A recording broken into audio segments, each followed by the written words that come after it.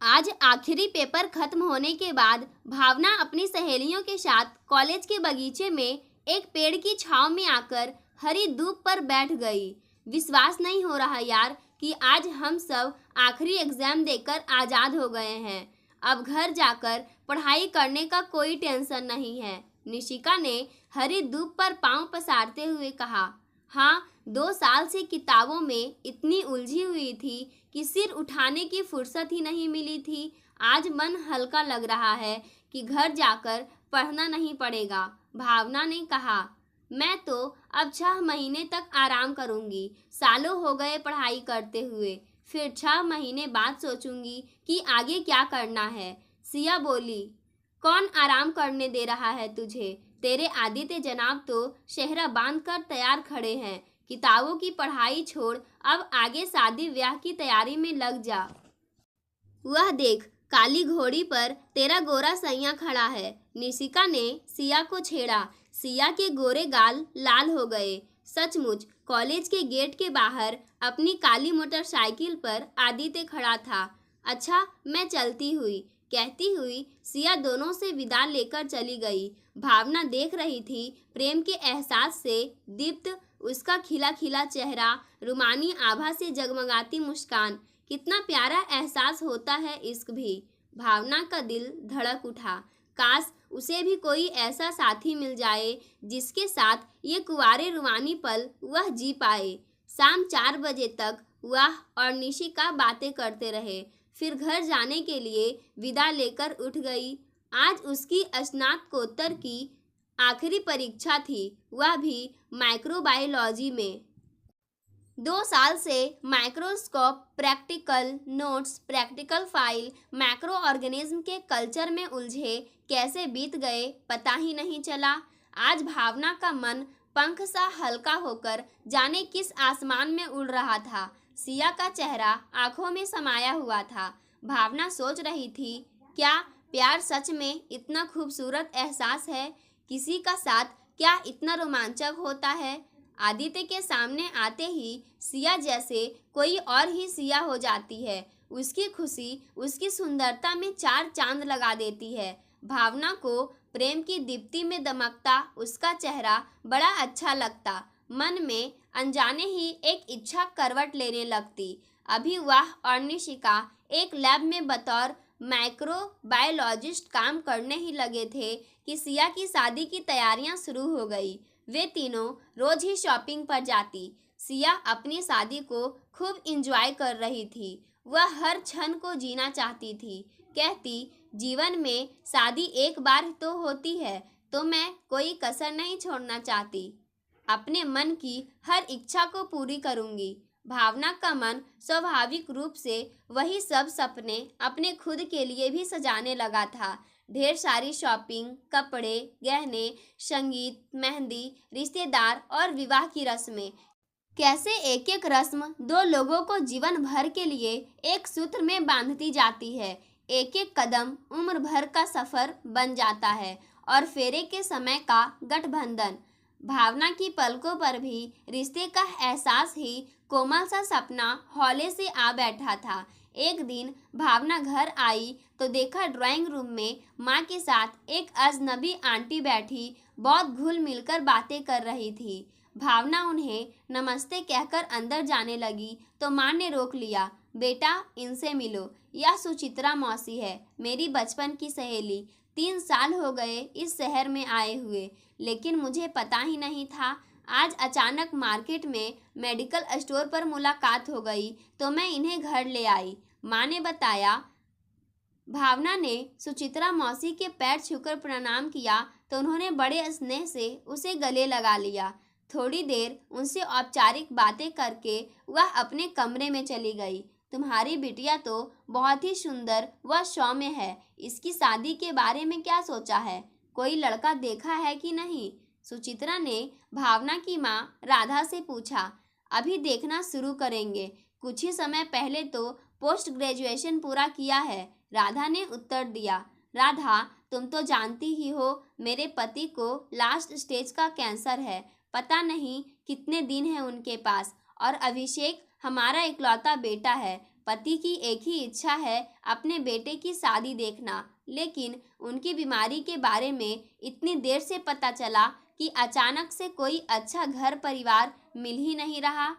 लेकिन तू हाँ कह दे तो उनकी अंतिम इच्छा पूरी हो सकती है, सुचित्रा ने कहा। लेकिन इतनी जल्दी, अचानक से? राधा असमंजस में बोली। तू तो बचपन से मेरे घर परिवार को जानती है। कल अभिषेक को देख लेना। नौकरी भी अच्छी है, कोई जिम्मेदारी नहीं है और घर में ईश्वर की दया से सब है। तेरी बेटी हर तरह से सुखी रहेगी। मेरी प्रार्थना स्वीकार कर ले, उनकी इच्छा पूरी कर दे, सुचित्रा ने प्रार्थना की। राधा से मना नहीं करते बना। एक तो सुचित्रा के संस्कार वह जानती थी, उस पर अभिषेक हर तरह से योग्य था। दिखने में सुदर्शन, अच्छी नौकरी, बड़े घर का इकलौता बेटा। बस एक ही कमी थी कि विवाह की कुछ भी तैयारियां नहीं कर पाएंगी। हर जगह कुछ न कुछ समझौता तो करना ही पड़ता है। जब लड़का और उसका परिवार इतना अच्छा है, परिचित है और सबसे बड़ी बात भावना इसी शहर में रहेगी, तो धूमधाम और तैयारियां जाने दो, बाद में किसी अवसर पर पूरा कर लेना धूमधाम। भावना के पिता यही सोचकर खुश थे कि बेटी पास ही रहेगी। भावना माता पिता के बहुत समझाने पर मान तो गई शादी के लिए, लेकिन उसका मन भीतर से एकदम बूझ गया। विवाह के लिए देखे गए सारे सपने चूर हो गए। ना मेहंदी, संगीत, रिश्तेदार, शॉपिंग, ना कोई रस्म। कोर्ट में एक रजिस्टर पर हस्ताक्षर कर दिए, बस। बहुत ही करीबी 8-10 लोगों का दोपहर का खाना कोर्ट से आने के बाद अभिषेक के घर पर रखा था, क्योंकि उसके पिता की हालत ऐसी नहीं थी कि वे लोग होटल में भी रिसेप्शन या कुछ ऐसा पार्टी दे सके। बस अभिषेक के पिताजी के चेहरे पर अपार खुशी और संतोष लाना था। भावना और अभिषेक को देखकर उनकी आंखें भर आती। जाने कितनी बार उन्होंने भावना और उसके माता पिता को धन्यवाद दिया। भावना के चेहरे पर से तो जैसे उनकी नजरें ही नहीं हट रही थी। रात को भावना के माता पिता अपने घर चले गए। एकदम अपरिचित जगह में भावना बहुत ही अजीब सा अकेलापन महसूस कर रही थी। 4 दिनों में ही जीवन में इतना बड़ा परिवर्तन आ गया कि वह कुछ समझ ही नहीं पाई। रात में जब सासू माँ ने उसे कमरे में जाकर सोने को कहा, तो उसके मन की स्थिति और बुरी हो गई। कितने रुमानी सपने देखे थे इस रात को लेकर, और यह रात जीवन में किस तरह आई। कितने ही गुदगुदाने वाले किस्से उसने अपनी सहेलियों से सुन रखे थे, लेकिन आज एक नितांत अपरिचित के साथ एक कमरे में सोचकर ही उसे बुरा लग रहा था। वह देर तक स्टडी टेबल की कुर्सी पर बैठी रही। जब अभिषेक कमरे में आया तो उसने कुछ देर भावना के साथ औपचारिक बातें की और फिर उसे सो जाने को कहकर पिता का ध्यान रखने चला गया। भावना पलंग के कोने में सिमटकर सो गई। 8 दिन बाद ही अभिषेक के पिता चल बसे। घर में सबको स्थिति तो ज्ञात ही थी, लेकिन तभी दुख तो होता ही है। घर में सन्नाटा सा छा गया। अभिषेक और सुचित्रा अपना दुख भुलाकर भावना को सामान्य रखने और खुश रखने का प्रयास करते रहते, लेकिन तब भी भावना इस विवाह को और अभिषेक को पति रूप में स्वीकार ही नहीं कर पा रही थी। जितना बने घर के काम में हाथ बटा देती और बाकी समय चुप बनी रहती। अभिषेक बहुत सुलझा हुआ युवक था। वह भावना के मन का द्वंद्व समझता था, इसलिए उसने कभी भी उस पर पति का अधिकार नहीं जताया। पति के जाने के 1.5 महीने बाद सुचित्रा अक्सर उन दोनों को बाहर घूमने जाने को कहती। कभी वे दोनों चले भी जाते। भावना ने अब तक इस स्थिति को विवशता से ही सही स्वीकार कर लिया था। वह काफी कुछ सहज हो गई थी। अभिषेक से भी वह एक अच्छे दोस्त की भांति हंस बोल लेती, लेकिन टूटे सपनों का दंश अभी भी उसे चुभता रहता। भावना ने लैब में जाना शुरू कर दिया। 1 डेढ़ महीने से वह एक नए वायरस पर काम कर रही थी। पिछले 3-4 दिनों में उसे पीठ पर हल्की जलन हो रही थी। पहले उसने ध्यान नहीं दिया, लेकिन अब जलन के साथ ही दर्द भी हो रहा था। आईने में देखने पर उसे पीठ पर लाल लाल निशान दिखाई दिए। उससे दर्द के मारे पलंग पर लेटते भी नहीं बन रहा था। अभिषेक को पता चला तो वह दूसरे दिन सुबह ही उसे डॉक्टर के यहाँ ले गया। डॉक्टर ने बताया कि उसे हाइपरिज के साथ ही कोई और भी संक्रमण है। डॉक्टर ने ढेर सारी दवाइयाँ लिख दी थी और बहुत सावधानी बरतने को कहा था, क्योंकि रोग संक्रामक था। आप मुझे मेरी माँ के घर छोड़ आइए, भावना ने क्लिनिक से बाहर आकर अभिषेक से कहा। लेकिन क्यों? अभी तुम्हें वहाँ नहीं जाना चाहिए। सुना ना तुमने कि डॉक्टर ने क्या कहा है कि यह संक्रामक है, तो तुम्हें उनसे दूर रहना चाहिए, अभिषेक ने चौंक कर कहा। इसीलिए तो कह रही हूँ कि वहाँ छोड़ दीजिए। जब ठीक हो जाऊंगी तब वापस आ जाऊंगी। कहीं आपको या माँ जी को ना। भावना आगे कुछ कहती, इसके पहले ही अभिषेक ने उसकी बात काटते हुए कहा। कैसी बातें करती हो भावना? यदि तुम्हारी जगह मुझे इन्फेक्शन हो जाता तो क्या तुम मुझे छोड़ देती?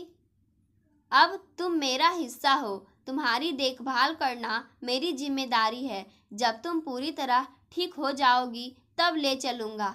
अभिषेक के स्नेहिल अपनत्व से भरे शब्दों को सुनकर पहली बार भावना के भीतर जैसे कुछ पिघल गया। अभिषेक उसकी सारी दवाइयाँ ले आया। रात में भावना ने अभिषेक से फिर कहा कि वह दूसरे कमरे में सो जाएगी। तब अभिषेक ने फिर वही बात कह दी कि यदि उसे कुछ होता तो क्या भावना उसे कमरे में अकेला छोड़कर दूसरे कमरे में रहती? तो वह कैसे उस दर्द में अकेला छोड़ दे? भावना निरुत्तर हो रह गई। सुचित्रा और अभिषेक उसका पूरा ध्यान रखते, समय पर दवाई देते। अभिषेक ने ऑफिस से छुट्टी ले ली थी। रात में कुर्ते की रगड़ से भी भावना को तकलीफ हो रही थी, तो अभिषेक ने उसे अलमारी से अपना शर्ट निकाल कर दिया। यह ढीला कॉटन का शर्ट पहन लो भावना, इसमें तुम्हें आराम मिलेगा। नहीं, ऐसे तो आपको भी यह संक्रमण लग जाएगा। मैं आपके कपड़े नहीं पहन सकती, भावना ने कहा। अरे बाबा, शर्ट तो एंटीसेप्टिक से धुल जाएगा, लेकिन अभी तो तुम्हें दर्द से आराम की ज़रूरत है। चुपचाप से पहन लो, कुछ मत सोचो। अभिषेक ने प्रेमपूर्ण अधिकार से उसे शर्ट थमा दिया। भावना को पीठ पर भी दवाई लगानी थी, लेकिन उसका हाथ वहां तक जा नहीं रहा था। माँ जी से वह कहना नहीं चाहती थी, क्योंकि उसे डर था कि कहीं उन्हें भी संक्रमण ना हो जाए। तुम शर्ट को उल्टा पहन लो ताकि बटन वाला भाग पीछे रहे। मैं पीठ पर दवाई लगा दूंगा, फिर तुम शर्ट को सीधा पहन लेना। अभिषेक ने समाधान दिया और कमरे से बाहर चला गया। भावना ने वैसा ही किया। अभिषेक ने आकर दवाई लगाई और दोबारा कमरे से बाहर चला गया। उसका मर्यादित व्यवहार व चरित्र भावना को बड़ा भला लगा। वह रात भर भी भावना पर ध्यान रखता। जब वह दर्द के कारण सो नहीं पाती तो उसके साथ खुद भी जागता। कभी उसे मोबाइल पर कोई कॉमेडी फिल्म दिखाता, कभी अपने बचपन की बातें बताता, कभी उसकी सुनता। शाम की चाय लेकर सुचित्रा उसके पास आ बैठती। उनके मन में भी संक्रमण को लेकर कोई डर या दूरी नहीं थी। वह उसका माँ जैसा ही ख्याल रखती। उल्टे राधा और भावना के पिता को भी धैर्य और सांत्वना देती। भावना के मन में उनके लिए अपार सम्मान की भावना आ गई थी। एक शाम उन्होंने बताया कि इकलौते बेटे के विवाह के कितने सपने देखे थे उन्होंने, कितनी धूमधाम की कल्पना की थी कि बहू को कितने चाव से घर लाएंगे, लेकिन दुख की घड़ी में वह कुछ न कर पाई। परिस्थितियां ही ऐसी थी कि सारे अरमान धरे रह गए। मुझे माफ़ कर देना बेटा। अभिषेक के पिता की खुशी के लिए मैंने तुम्हारे सपने भी तोड़ दिए, सुचित्रा भावुक स्वर में बोली। उनके आंखों में आंसू था। नहीं माँ, मेरा मतलब है माँ जी, ऐसा सोचिए भी मत। जितना प्यार आपने मुझे दिया है उतना कहीं नहीं मिलता। आज अनायास ही वह सुचित्रा को मान जी की जगह माँ बोल गई। तुम मुझे माँ ही कहा करो, यही अच्छा लगता है, सुचित्रा ने कहा। रात में भावना सोच रही थी कि अब तक वह सिर्फ अपने सपनों के टूटने का ही शोक मनाती रही। उसने कभी अभिषेक के बारे में तो सोचा ही नहीं कि उसके भी तो कुछ सपने रहे होंगे। वह भी तो उनके टूटने की पीड़ा से गुजर रहा होगा। रात में जब अभिषेक कमरे में आया तो भावना ने उससे इस बारे में पूछा तो उसने बहुत संजीदगी से उत्तर दिया। सपने सबके होते हैं भावना, लेकिन जिंदगी यथार्थ होती है। मन सपने देखता है पर दिमाग यथार्थ में जीता है, और सहजता से जीने के लिए परिस्थितियों को स्वीकार कर लेना ही अच्छा है। लेकिन फिर भी दुख तो हुआ ही होगा। भावना ने उसका मन टटोला। दुख किस बात का? धूमधाम और रस्में तो 2 दिनों की होती है, साथ तो जीवन भर का होता है ना, तो वही ज़्यादा महत्वपूर्ण है। और फिर मेरा यथार्थ और साथ तो मेरे सपने से भी कहीं अधिक सुंदर है।